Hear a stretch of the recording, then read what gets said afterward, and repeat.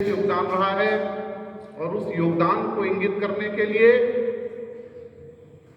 प्रतिवर्ष जनजाति गौरव दिवस के रूप में 15 नवंबर को मनाया जाए, ये हम सब जनजाति समाज के लिए वास्तव में गौरव की बात है कि आज़ादी के 75 वर्ष के बाद किसी प्रधानमंत्री ने सार्वजनिक रूप से आज़ादी के इस महापर्व में जनजाति समाज के योगदान को याद किया। आज यह कार्यक्रम भारत के प्रधानमंत्री नरेंद्र मोदी जी को आभार व्यक्त करने के लिए भी यहां आयोजित किया गया। भगवान बिरसा मुंडा एक ऐसा नाम जो एक 25 वर्ष की अल्पायु में ही दुनिया छोड़ गए, लेकिन 25 वर्ष के अपने जीवन काल में उन्होंने ऐसा काम किया कि आज भी हम सब लोग उनको याद कर रहे हैं, हम सब लोग उनको नमन कर रहे हैं। 15 नवंबर 1875 को उनका जन्म हुआ था। प्राथमिक शिक्षा गांव में ही हुई। प्राथमिक शिक्षा के बाद जब वो चाईबासा के मिशनरी स्कूल में शिक्षा ग्रहण करने गए तो पहले दिन ही वो शिखा रखते थे, छुट्टी रखते थे, तो पहले दिन ही स्कूल प्रबंधन ने उनको शिखा काटने के लिए आदेशित किया, शिखा उनका कटवाया गया। उन्होंने विरोध किया कि बचपन से मेरा ये शिखा रखा हुआ है, मैं इसे नहीं कटवाऊंगा, लेकिन वो छोटे थे, उनके शिखा को काट दिया गया।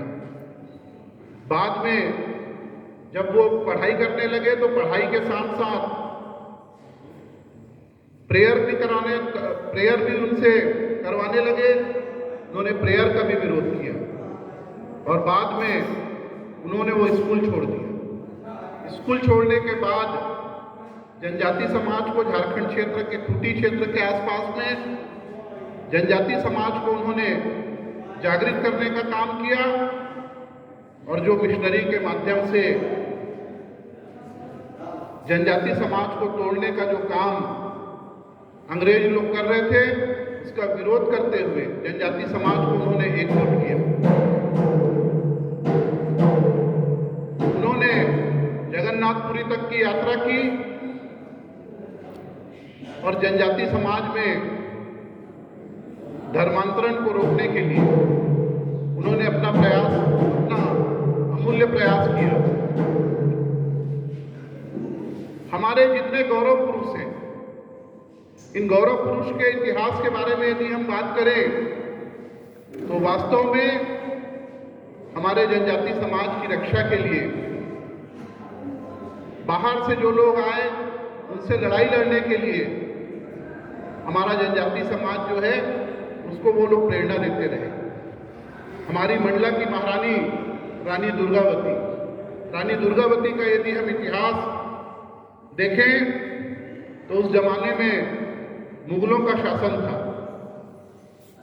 अकबर के नाम से बड़े बड़े राजा महाराजा घबराते थे, परंतु आपको जानकर आश्चर्य होगा कि अकबर भी महारानी दुर्गावती के नाम से घबराते थे।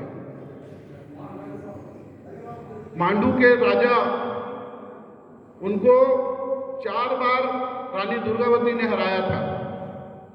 मांडू पर जब अकबर का शासन हुआ तो वो गढ़ा मंडला पर आक्रमण करने की योजना बनाने लगे। योजना बनाते समय मांडू के राजा वहां उपस्थित थे। मांडू के राजा ने अकबर से कहा कि अकबर, आप गढ़ा मंडला में स्वयं आक्रमण न करें, क्योंकि यदि आप आक्रमण करोगे और यदि आप एक महिला शासक से हार गए तो आपकी बहुत बेइज्जती होगी।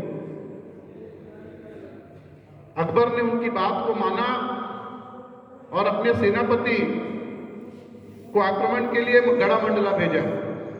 गढ़ा मंडला में भी भीषण युद्ध हुआ। पहले दिन और दूसरे दिन के युद्ध में तो रानी दुर्गावती जीती और बाद में जब उनका हाथी, रानी दुर्गावती जो है वो घोड़े की सवारी नहीं करती थी, रानी दुर्गावती हाथी की सवारी करती थी। उनका हाथी जब घायल हुआ जबलपुर के समीप निरई नाला के पास, तब अंग्रेजों ने उनको घेरा, और जब वो अंग्रेजों से गिर गई तो मैं दूसरे लोगों के हाथ में नहीं आऊंगी, मुगलों के हाथ में नहीं आऊंगी, ऐसा कह के अपनी कटारी से उन्होंने अपना गर्दन अलग कर दिया। ऐसी महान और वीर हमारी महारानी रानी दुर्गावती थी, जिन्होंने मुगलों को धूल चटा दिया। उसी प्रकार शहीद वीर नारायण सिंह जी की बात करें तो शहीद वीर नारायण सिंह नेतलनार क्षेत्र के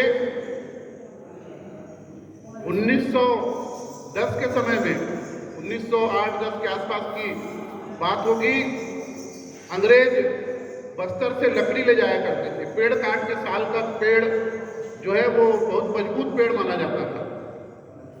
साल की जो लकड़ी है वो रेलवे ट्रैक में काम आती थी उस समय। आजकल तो सीमेंट के भी वो बनने लगे। तो 1910 के आसपास के समय में इस विश्व में पहला यदि कोई पर्यावरणविद रहा होगा तो वो हमारे शहीद कुंडादुर थे। शहीद कुंडादुर जी ने पेड़ों की रक्षा के लिए उस समय नारा दिया, एक पेड़ एक सिर। यदि कोई आपका पेड़ काटता है तो आप उसका सिर काट दो।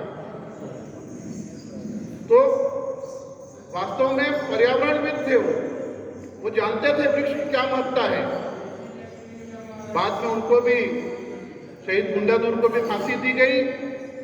तो ये सब जो जनजाति महापुरुष हैं, इन सब के इतिहास को नमन करने के लिए भारत के हमारे प्रधानमंत्री जी ने जनजाति गौरव दिवस घोषित किया है।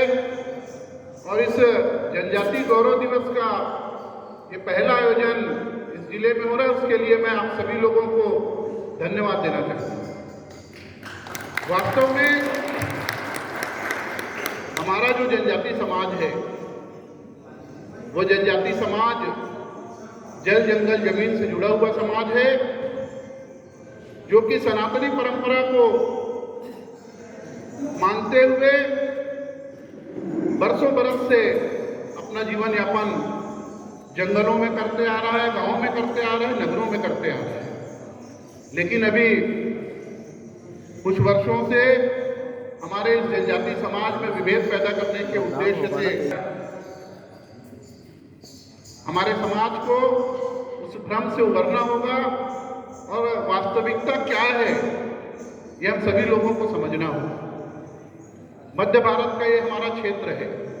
मध्य भारत के इस क्षेत्र में हम राजा महाराजा रहे हैं। हमारा जो इतिहास है वो एक गौरवशाली इतिहास रहा है, स्वर्णिम इतिहास रहा है।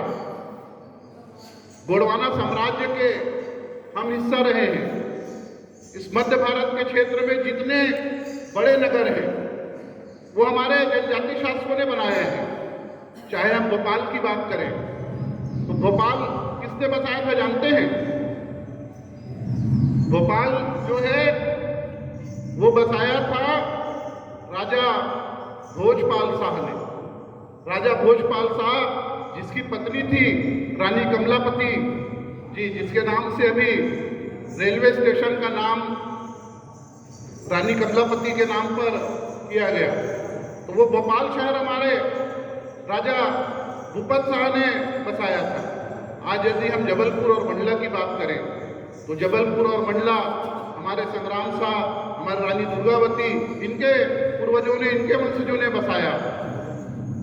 पहले हम सभी लोग मध्य भारत में निवास करते थे और हमारी राजधानी जो है, मध्य भारत की राजधानी नागपुर हुआ करती थी। नागपुर जानते हैं कौन बसाया था?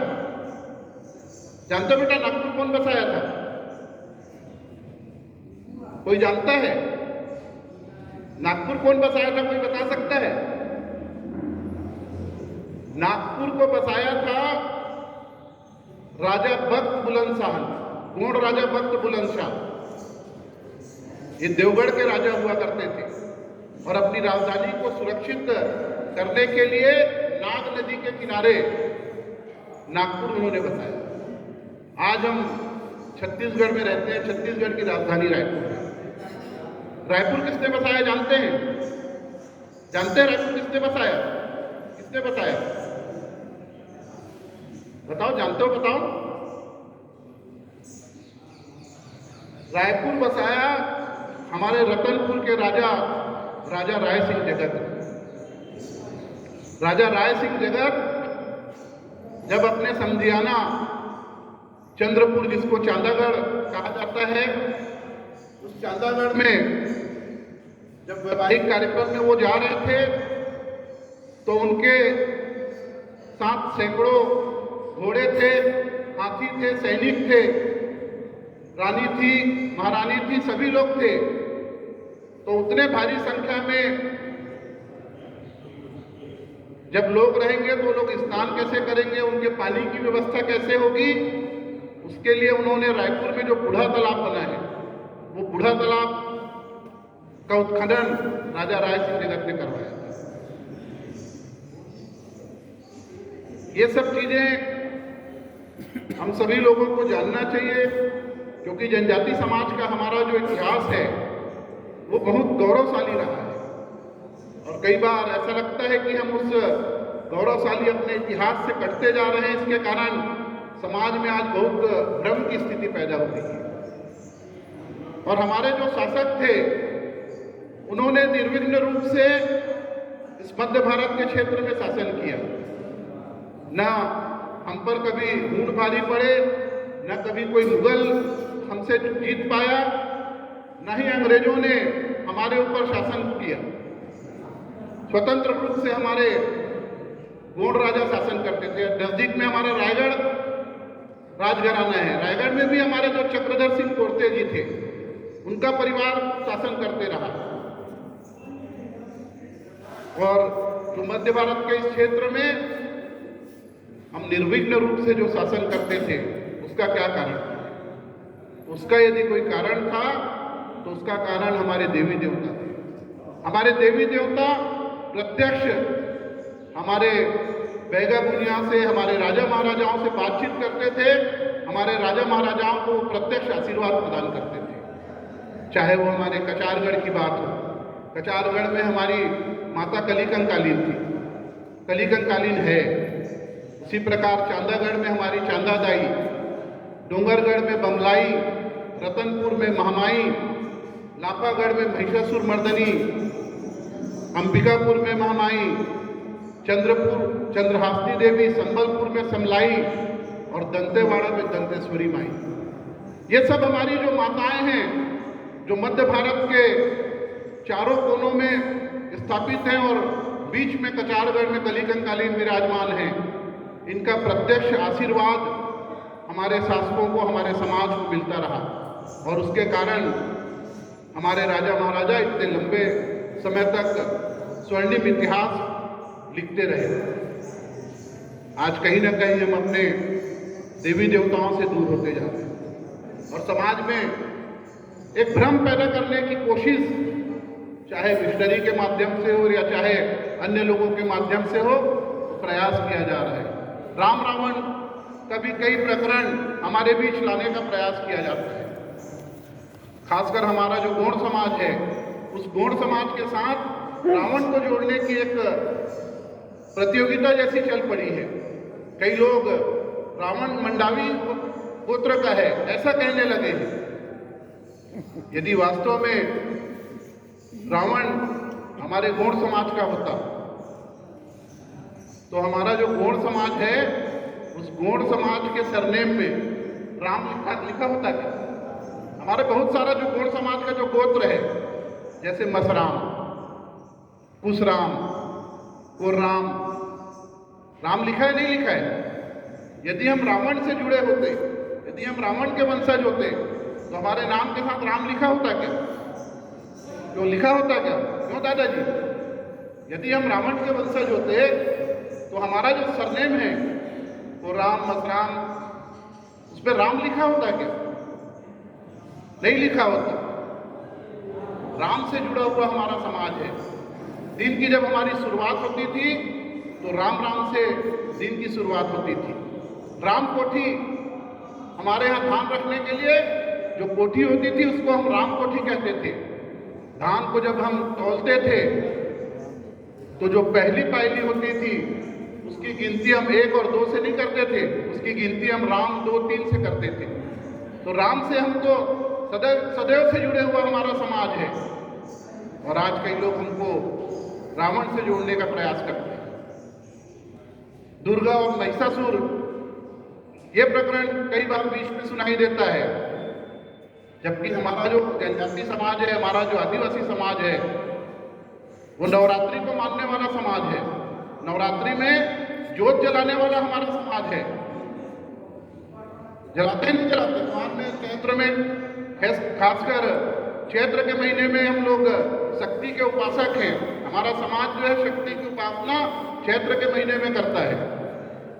और चैत्र का वो जो महीना है वो महीना दुर्गा माता के नाम पर है।